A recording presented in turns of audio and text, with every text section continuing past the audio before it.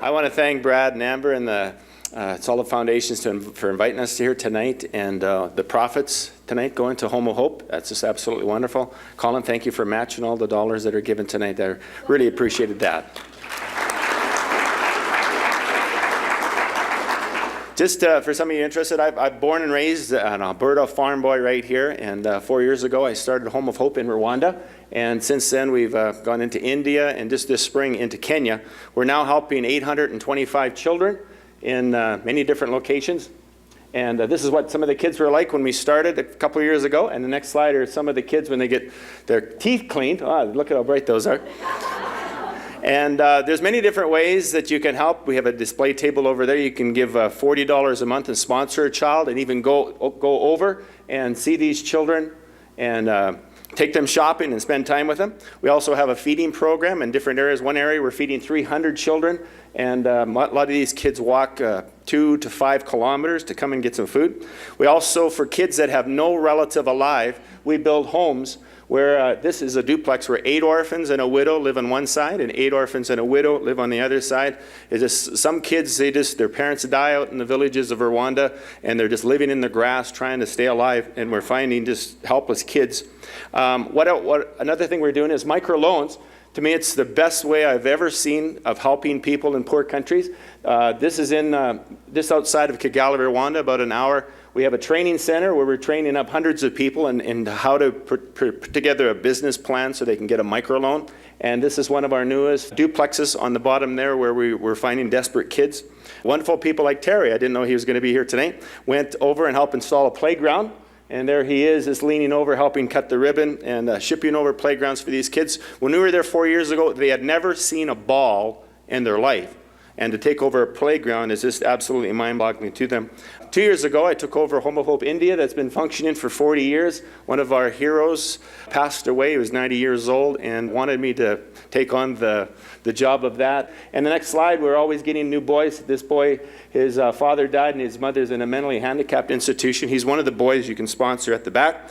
And our newest project this spring, we found out that 20 babies are thrown away live every month in Kenya, in Nairobi, Kenya. It's hard to believe. The city of Nairobi has 26 slums. One of them has over 1 million people in it. And we pay people to walk in the dump looking for babies, especially early in the morning, where they have found different children. The next slide is one of the children. He was age 1 and found abandoned, wrapped in blankets, almost suffocating. And one of our guards heard the child whimpering and rescued him. All the babies go immediately to the hospital. Some kids are so sick, that's why they're thrown away. One child had meningitis, TB, and acute malnutrition. And we were able to help people like that. And Christy was one of the first people that sponsored a girl, was the first person to sponsor a girl. And one of the things, a lot of these babies don't have names. We just found one 2 weeks ago, or last week, and a girl from Ponoka, Anita from Ponoka is here. She knows this person, and this girl's a teenager. This baby is just 2 weeks old, never had a name, so this girl in Ponoka named the child. We give the first name, and then has a last name that's a Swahili name. And it's just a wonderful connection that we have. And one of our projects, we're raising money to buy a dream center in Nairobi, Kenya. The prices are a lot higher, but this is a duplex on top of a duplex that will help us care long-term for kids. And if you know Compassion International, a great organization, as soon as we own property there, they'll immediately give us staff for 4 people and sponsor 300 children through Compassion because they work with local churches. So we're trying to raise this as $200,000, and we've raised half of it, and we're believing God. A real estate agent from Didsbury is going over in August this year. We're hoping to buy this piece of property and immediately jump to 300 more children. My goal, we're helping 825 right now. I just feel challenged that I want to help 10,000 of these kids, and we're looking for sponsors, and we'll be at the back table. And thank you again for your sponsorship and having this opportunity.